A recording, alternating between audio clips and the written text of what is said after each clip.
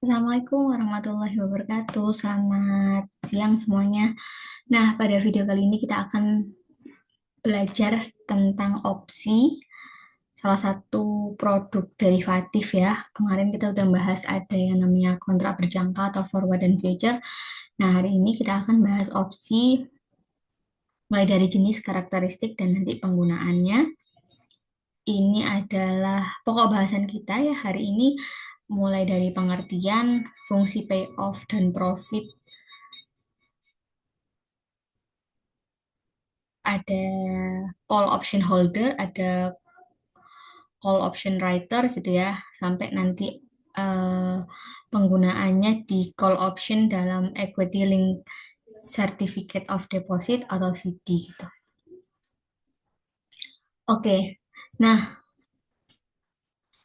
sebelum kita membahas opsi, kita akan review dulu tentang forward contract gitu ya, atau kontrak berjangka. Jadi kalau misalnya kemarin kita bahas kontrak berjangka itu mengharuskan untuk pemegang kontraknya membeli suatu aset pada harga yang sudah ditentukan. Jadi dia itu wajib untuk membeli.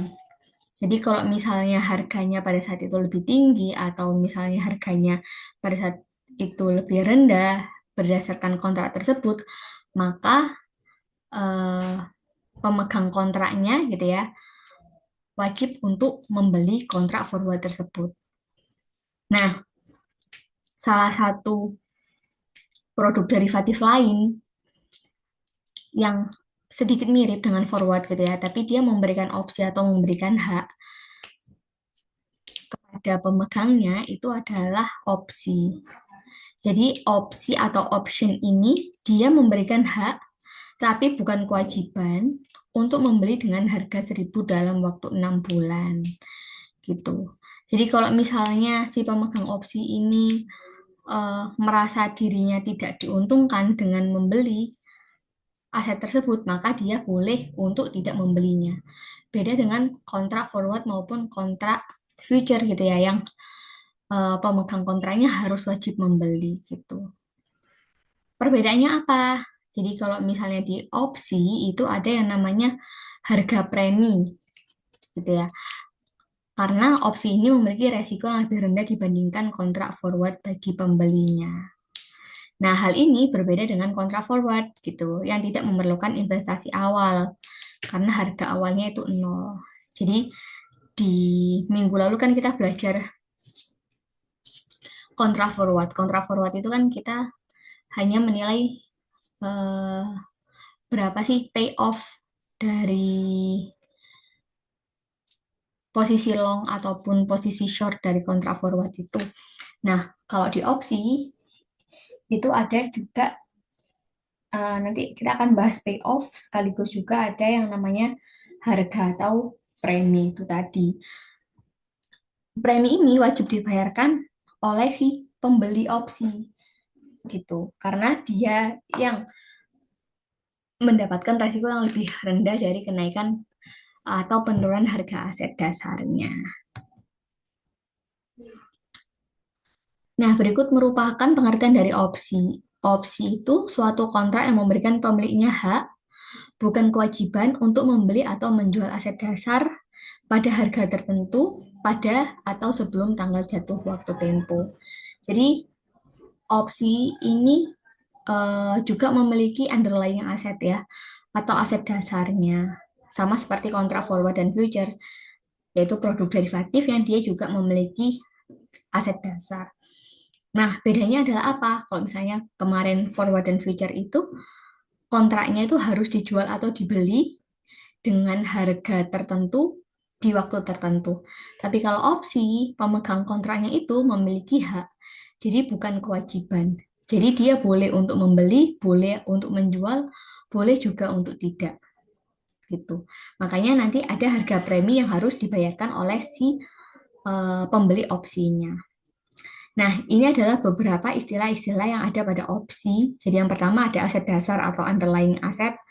Ya, jadi ini kita semua udah tahu bahwa aset yang mendasari suatu kontrak opsi ada maturity date atau expiration date, waktu jatuh tempo atau waktu kadaluarsa, batas waktu di mana opsi tersebut dilaksanakan. Jadi biasanya kan kontra opsi itu dia menjual sejumlah aset, terus pada waktu kapan gitu ya, misalnya 1 bulan ke depan atau 6 bulan ke depan. Nah, itu namanya expiration date. Terus ada yang namanya harga strike atau strike price. Jadi strike price ini adalah nilai kontrak pembelian atau penjualan aset yang mendasari opsi pada waktu dilaksanakan. Nilai tersebut menjadi nilai acuan pada saat dilakukan penjualan atau pembelian opsi. Jadi strike price ini misalnya opsi itu menjual 1 lembar saham seharga 1.000 gitu ya. Nah, 1.000 itu adalah strike price-nya gitu. Terus exercise. Nah, ada istilah exercise. Exercise ini adalah kegiatan melakukan transaksi yang ditentukan oleh opsi, yaitu jual atau beli. Jadi exercise itu berarti si pemilik opsi ini dia menggunakan haknya. Jadi kalau misalnya dia menggunakan haknya, maka dia melakukan exercise itu. Kalau tidak ya berarti dia tidak melakukan exercise. Terus ada yang namanya pemegang opsi, ada option holder. Jadi pihak yang membeli opsi, baik call ataupun put option, nanti kita akan bahas ya. Lalu ada yang pembuat opsi atau option writer, pihak yang menjual opsi dan menerima premi dari option holder. Jadi sama seperti akad transaksi jual beli lainnya gitu ya. Kalau misalnya jual beli kan pasti ada dua pihak ya, pihak penjual dan pihak pembeli gitu. Nah, pihak penjual ini dalam arti konteks kontraknya ya. Pihak penjual kontraknya itu disebut sebagai pembuat opsi atau option writer. Lalu pihak pemegangnya atau pihak yang membeli kontrak itu gitu ya, itu disebut sebagai option holder atau pemegang opsi. Apakah pembuat opsi itu selalu yang menjual aset? Enggak ya. Jadi nanti tergantung dengan jenis opsinya adalah opsi apa. Nah, ini adalah contohnya. Jadi, kalau misalnya contoh pada slide yang pertama tadi ya, nilai 1.000 yang dapat digunakan untuk membeli indeks saham SNR dalam waktu 6 bulan disebut sebagai harga pelaksanaan atau strike price, atau kadang juga disebut sebagai harga ketetapan. Jika kontra opsi tersebut digunakan untuk membeli saham, maka dikatakan pemegang opsi melakukan exercise. Nah, tanggal 6 bulan ke depan disebut sebagai expiration date-nya.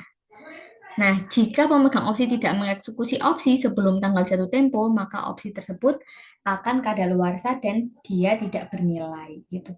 Jadi kan karena si pemegangnya itu memiliki hak gitu ya. Jadi dia atau pemegangnya ini memiliki hak untuk menggunakan atau tidak menggunakan opsinya. Jadi kalau misalnya dia tidak digunakan sampai tanggal jatuh tempo ya berarti kontrak perjanjian atau opsi tersebut ya tidak akan bernilai, sudah tidak bisa dipakai lagi.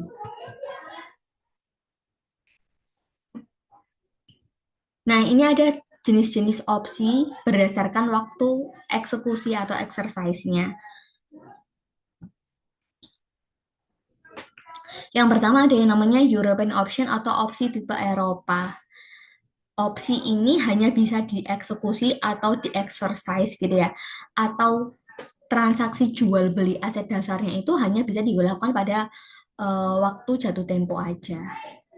Jadi kalau misalnya waktu jatuh temponya 6 bulan gitu ya, maka opsi tipe Eropa hanya bisa di-exercise gitu ya, atau dieksekusi pada waktu 6 bulan. Nah, yang kedua ada yang namanya American Option atau opsi tipe Amerika. Opsi ini dapat dieksekusi atau digunakan kapan saja sejak opsi diterbitkan hingga tanggal jatuh tempo. Jadi misalnya opsi itu eh, di kontraknya terdapat tulisan waktu 6 bulan.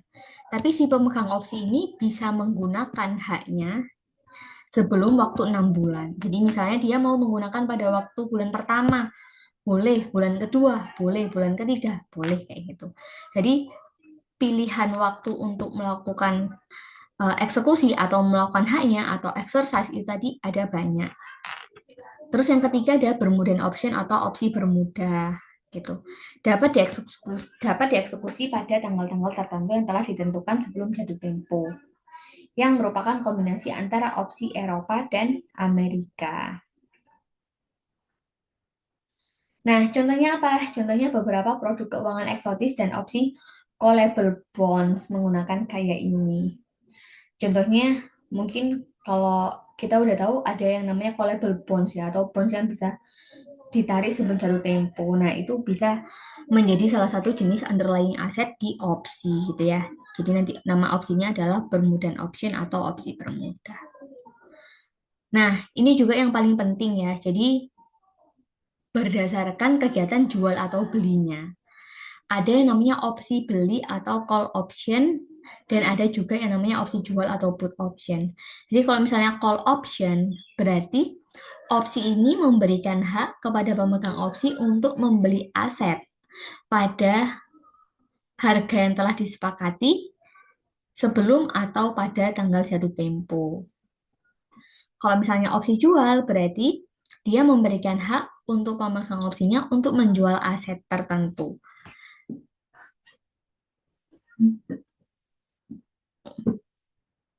Jadi misalnya, jadi misalnya saya mengeluarkan opsi beli gitu ya. Terus Anda membeli opsi beli saya gitu. Nah, maka nanti yang menjual aset itu adalah saya dan yang membeli aset itu adalah Anda gitu. Tapi kalau misalnya saya mau mengeluarkan opsi jual atau put option dan Anda sebagai pembeli dari opsi jual, maka nanti asetnya itu adalah aset dari Anda yang akan saya beli. Jadi Anda memiliki hak untuk menjual aset itu gitu. Makanya nanti akan ada dua pihak ya, setiap masing-masing ya. Kalau misalnya opsi beli berarti ada pemegang opsi beli dan ada penjual opsi beli. Kalau pemegang opsi beli berarti dia yang nanti memiliki hak untuk membeli. Kalau pemegang opsi jual berarti dia nanti yang punya hak untuk menjual asetnya gitu. Nah, ini ada beberapa istilah moneyness pada opsi. Jadi ada in the money, at the money, sama out of the money gitu ya. Nah, moneyness ini digunakan untuk apa? Nanti kita akan bahas lebih lanjut ya. Jadi moneyness ini nanti eh, biasanya itu menggambarkan gitu ya posisi antara harga aset terhadap harga strike price dari opsinya. Berikut merupakan perbedaan antara holder dan writer. Jadi holder berarti pemegang, writer berarti pengeluar gitu ya. Jadi kalau misalnya call, nah satu kontrak itu kan berarti ada dua pihak ya, holder dan writer. Kalau misalnya di call option berarti ada call option holder, ada call option writer ya. Nah, kalau misalnya call option holder berarti dia pemegang opsi beli. Dia yang berhak membeli aset dengan harga strike price. Gitu. Kalau misalnya call option writer berarti dia wajib menjual aset jika holder mengeksekusi opsi. Jadi yang punya hak itu siapa? Yang punya hak itu adalah yang holdernya gitu. Jadi kalau misalnya opsi call option ya atau opsi beli, saya punya opsi beli gitu ya. Saya punya opsi beli, maka saya berhak untuk membeli aset gitu. Saya terus habis itu kalau misalnya writer, kalau misalnya saya ingin membeli aset berarti Anda harus wajib menjual aset itu tadi gitu. Jadi haknya itu melekat ke siapa? Haknya itu melekat ke holder atau si pemegang opsi itu tadi. Terus ada yang namanya put option holder dan put option writer. Kalau put option holder berarti berhak menjual aset pada harga strike. Kalau put option writer berarti wajib membeli aset jika holder mengeksekusi opsi. Nah, ini beberapa notasi gitu ya, notasi matematika atau variabel yang kita gunakan untuk menentukan payoff dari opsi. Yang pertama ada T, waktu kadaluarsa, ada S0, harga aset pada saat ini, ada ST, harga aset pada saat kontraknya kadaluarsa, ada R, suku bunga majemuk kontinu, ada K, harga strike, P, call, itu adalah harga premi opsi call atau opsi beli, dan P put itu adalah premi opsi put atau jual. Nah, pada video kali ini gitu ya, pada materi kali ini, P-call dan P-put itu nilainya akan kita ketahui. Jadi harga preminya akan kita ketahui. Nah, gimana cara menentukan P-call dan P-put? Nanti akan kita bahas lebih lanjut. Bisa menggunakan metode rumus langsung ya, menggunakan rumus Black-Scholes atau metode numerik menggunakan metode binomial. Nah, ini adalah call option holder. Jadi payoff-nya adalah seperti ini. Kalau misalnya kita lihat gambar di sebelah kanan, nah, sumbu Y itu merupakan nilai payoff, ya kan? Kalau misalnya kita lihat di situ, nilainya itu nggak pernah di bawah apa? Nilainya nggak pernah di bawah nol. Jadi dia nggak pernah negatif nih di sini. Kenapa? Karena call option holder itu kan berarti pemegang opsi beli ya. Kalau misalnya harganya itu adalah lebih tinggi daripada harga pasar gitu ya, maka pemegang opsi beli ini nggak akan ngebeli aset tersebut gitu. Makanya dia nggak akan mengeluarkan uang atau dia nggak akan rugi gitu.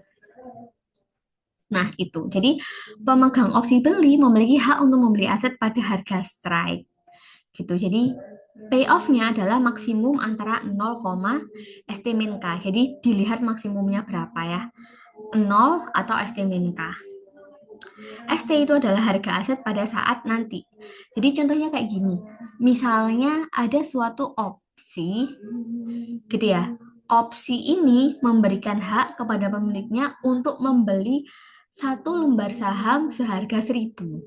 Nah, misalnya K-nya 1.000 nih. Nah, harga saham itu kan bisa naik dan turun ya.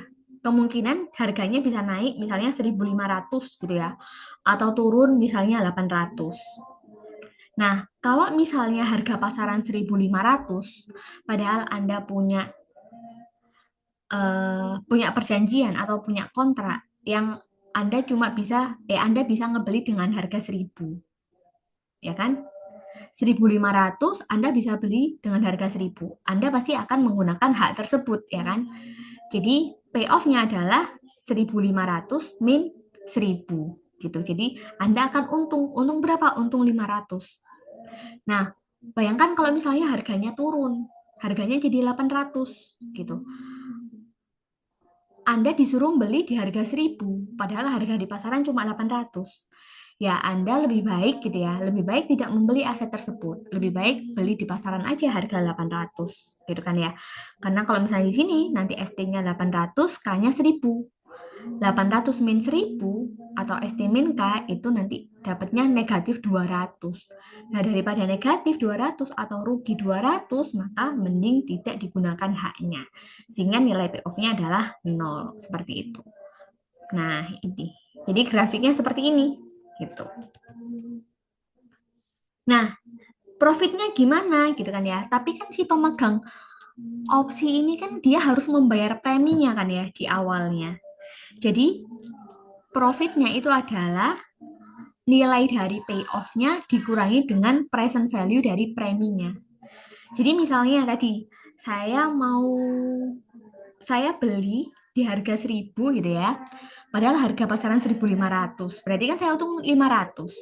Tapi kan sebenarnya 500 itu bukan pure profit gitu kan ya. Itu hanya payoff. Profitnya adalah berapa? Dikurangi dengan berapa premi yang sudah saya bayarkan pada awal gitu. Jadi present value dari call berarti apa namanya? P call kalikan E pangkat RT gitu.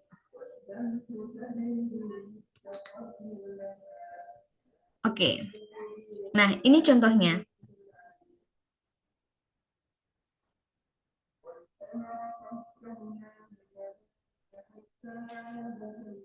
Nah, misalkan sebuah kontra opsi atau call option pada indeks saham SNR dengan waktu jatuh tempo 6 bulan, harga strike-nya 1.000.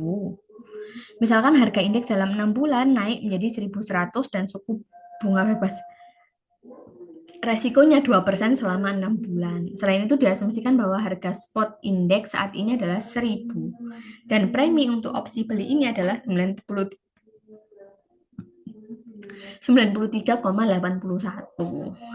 Jadi Tentukan misalnya dari 1 sampai 5 gitu ya.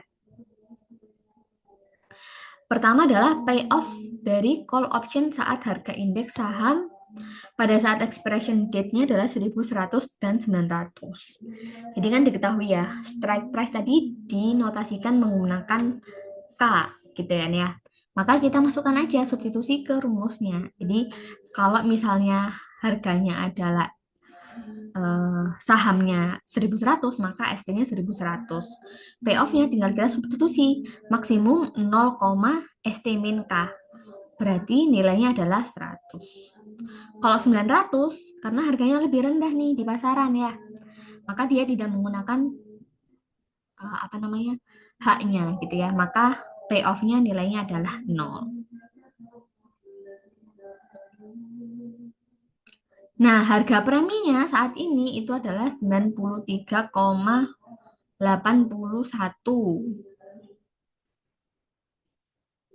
gitu. Sehingga present value-nya itu adalah tinggal kita substitusi ya.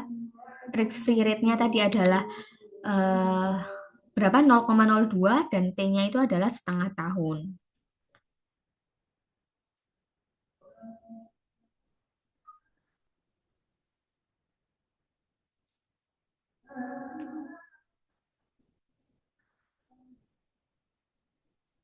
Nah, terus habis itu profit call option-nya. Berarti profit call option-nya itu adalah C min P call tadi ya. Atau payoff dikurangi dengan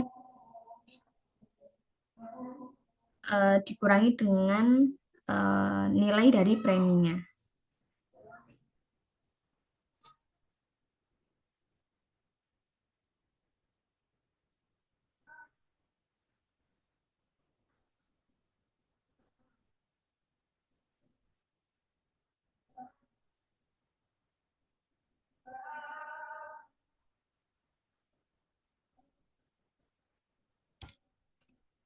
Oh, sebentar. Jadi ini maksudnya future value ya, karena kita ngitungnya adalah pada waktu T-nya di expiration date ya. Jadi di sini adalah P call kalikan E pangkat RT itu adalah future value ya sebenarnya ya.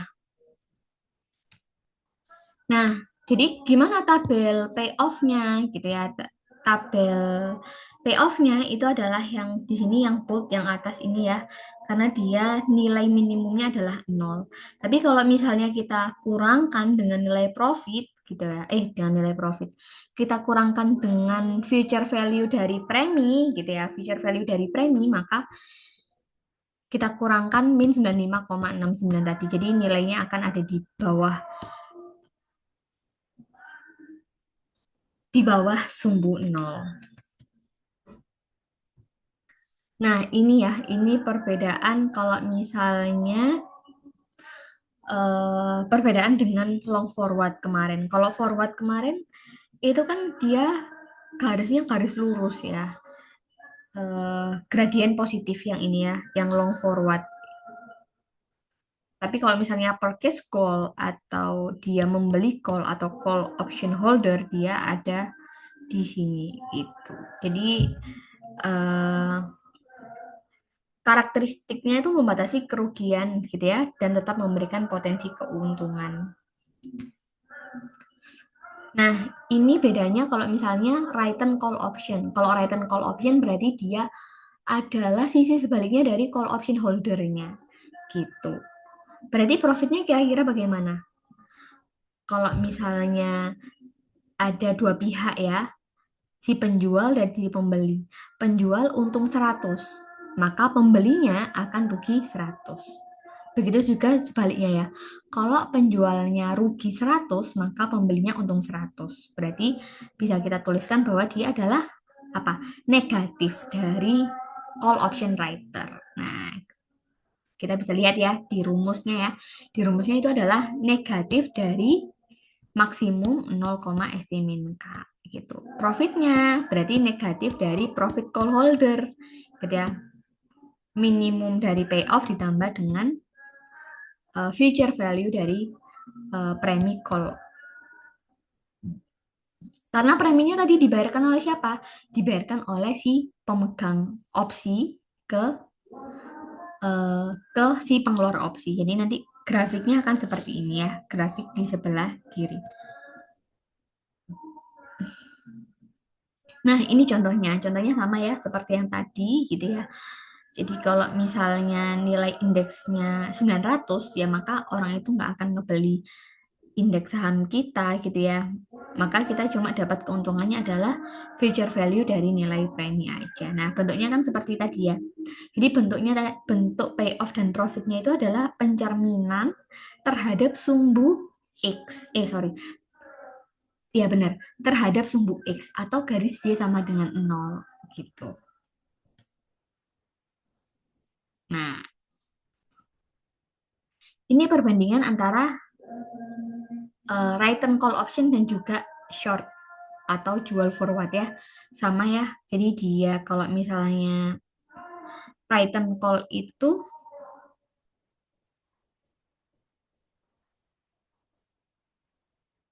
return call option berarti dia ada batas maksimum keuntungannya ada di 95 tadi ya, kurang dari 100 ini ya. Kerugiannya dia bisa tak hingga. Oke,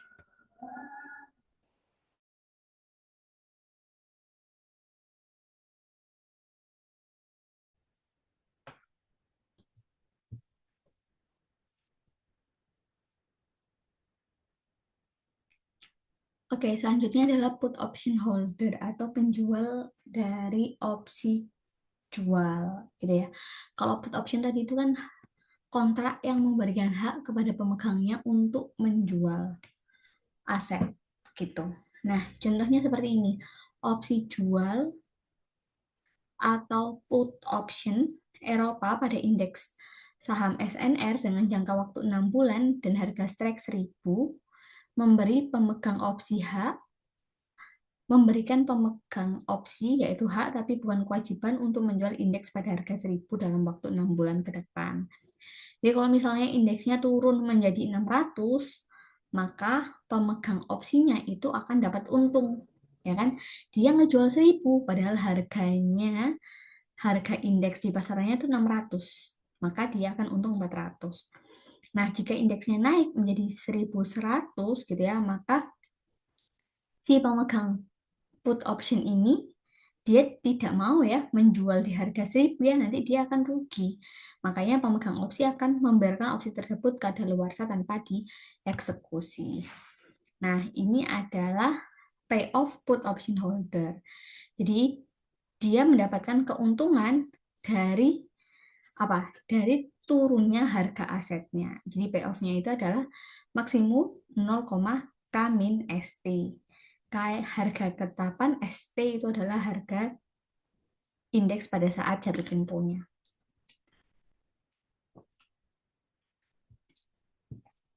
Profitnya bagaimana? Berarti profitnya itu adalah payoff dikurangi dengan future value dari harga preminya atau P put gitu. P put dikalikan E pangkat RT. Nah, ini contohnya. Jadi di soal itu diketahui bahwa apa? Put option atau opsi jual jatuh temponya 6 bulan, berarti T-nya 6 bulan atau T setengah tahun. Harga strike 1000, berarti K-nya 1000. Misalnya harga indeks dalam 6 bulan naik jadi 1100, berarti ST 1100. Dan misalkan suku bunga bebas resiko atau R-nya 2% selama 6 bulan itu tadi. Selain itu diasumsikan bahwa harga spot indeks saat ini itu adalah 1000 dan preminya itu adalah 74,2.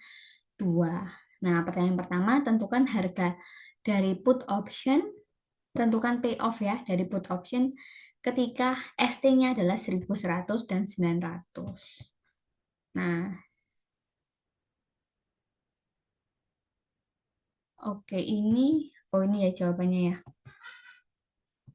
Jadi kalau misalnya di sini berarti payoff-nya berapa? Payoff-nya menggunakan rumus yang tadi. K min ST gitu ya. K-nya adalah 1000, ST-nya 1100 gitu. maka dia nilainya adalah 0. Kalau 900, maka nilainya adalah 1000 min 900, 100. Future value dari harga premi berarti 74,2 kalikan E pangkat RT. Risk free-nya adalah 2%, gitu ya. T-nya selama 6 bulan, gitu. Profit, berarti profit tinggal masukkan, gitu dia payoff dikurangi dari future value harga premi. Nah, ini ada sedikit penjelasan, gitu ya. Sebelum menjawab soal itu tadi, sebenarnya jadi premi dari opsi jual dan opsi beli itu dia tidak sama, ya kan? Meskipun harga strike maupun tanggal jatuh atau waktu temponya itu adalah sama. Nah, ini adalah gambar dari payoff-nya dan juga profitnya dari pemegang opsi jual atau biasa disebut purchase put. Purchase kan membeli, put kan opsi jual, berarti pembeli dari opsi jual itu tadi. Jadi payoff selalu dia lebih tinggi daripada profit ya. Karena profit itu adalah payoff dikurangi dengan future value dari nilai premi.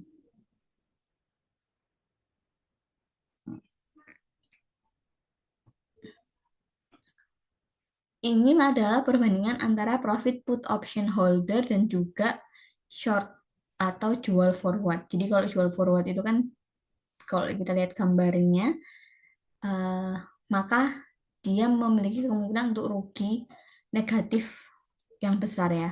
Tapi kalau misalnya put itu dia memiliki batas batas maksimum kerugiannya. Jadi profitnya itu paling gede di negatif 75,68 gitu.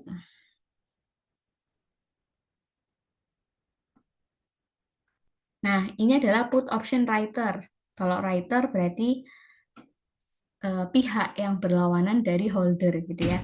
Sehingga dia adalah negatifnya. Nah, ini kalau misalnya rumusnya negatifnya dari payoff maupun negatif dari profit si eh, put option holder atau pemegang opsi jualnya, ya kan? Nah, ini adalah grafik di sebelah kanan itu merupakan pencerminan terhadap sumbu X dari grafik payoff pemegang opsi jual.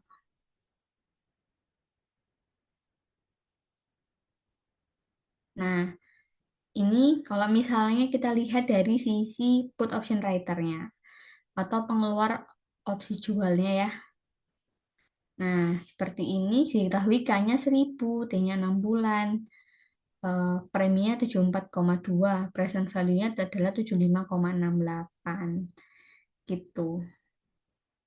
Tinggal kalau misalnya kita mau menentukan nilai payoff, berarti negatif dari apa? Negatif dari put option holder-nya. Nah, seperti ini. Nah, selalu bahwa gambar profit itu dia lebih tinggi ya kalau misalnya di writer ya.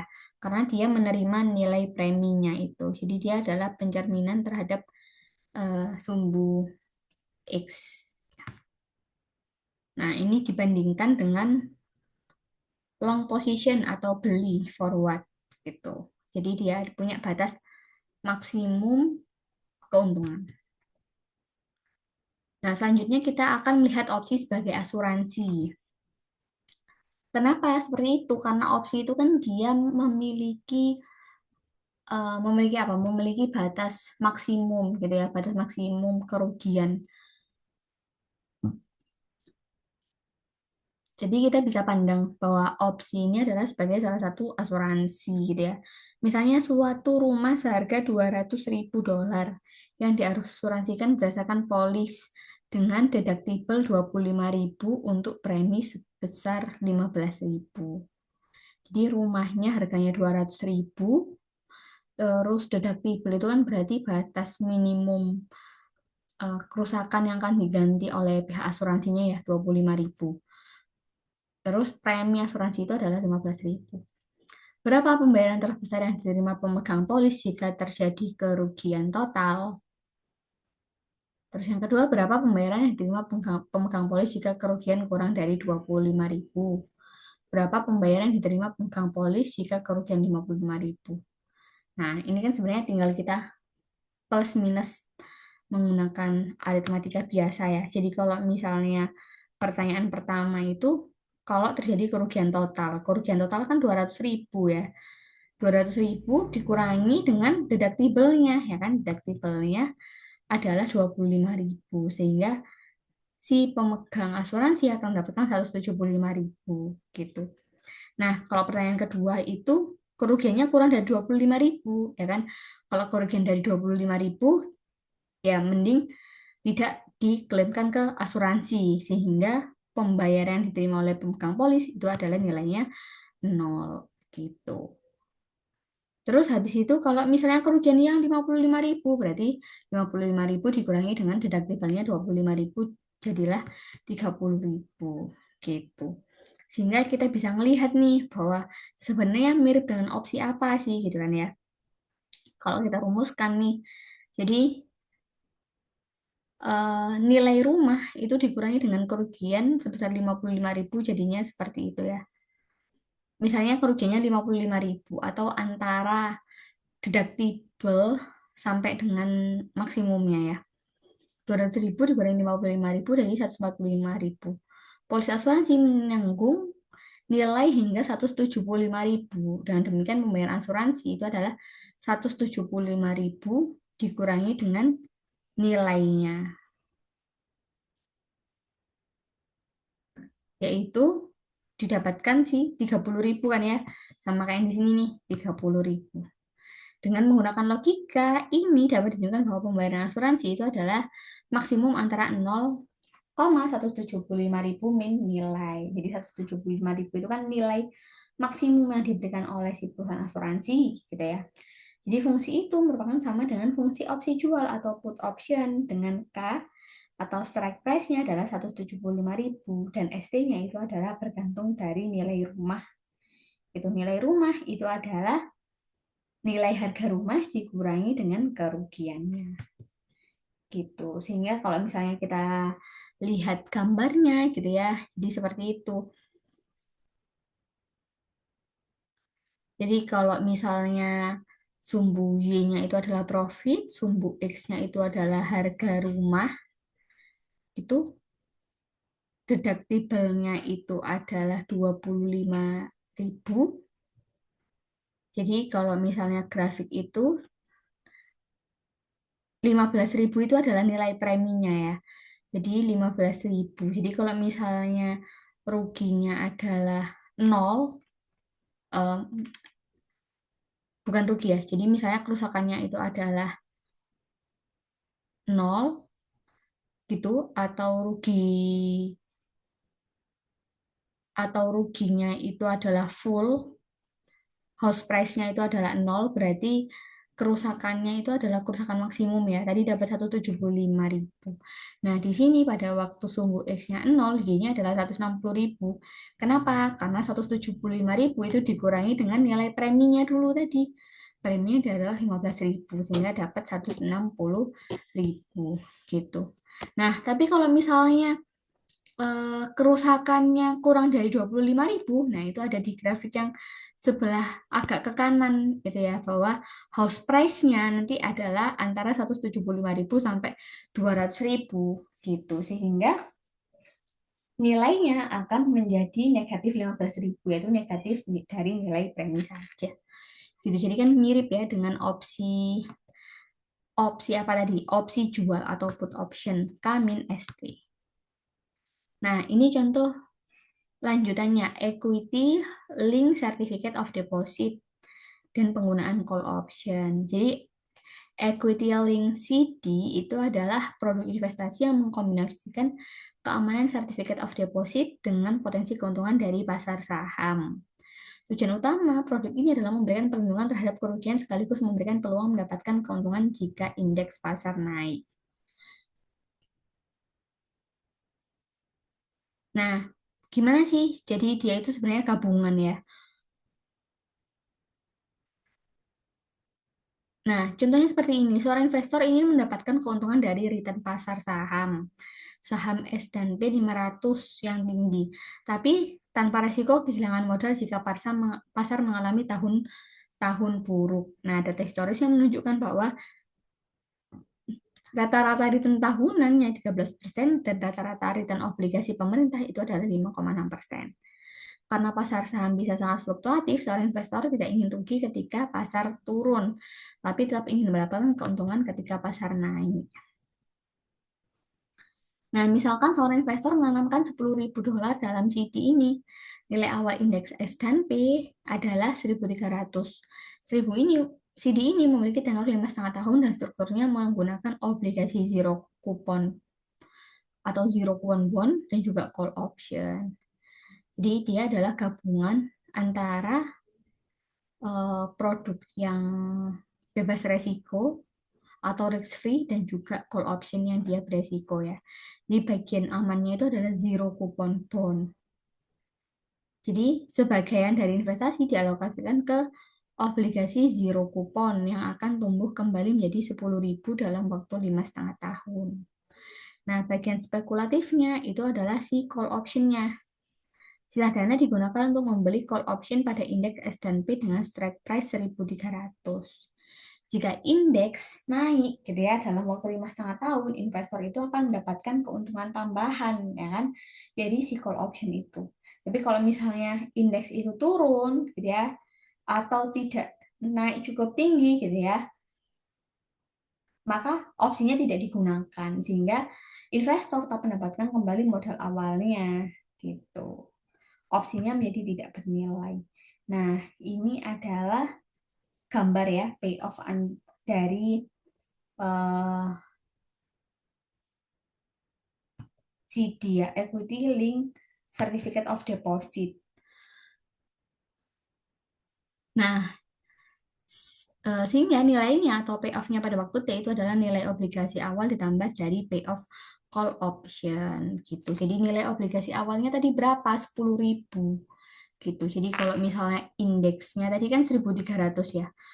Karena call option itu adalah ST min K, dia punya keuntungan kalau misalnya ST-nya tinggi atau harga sahamnya tinggi.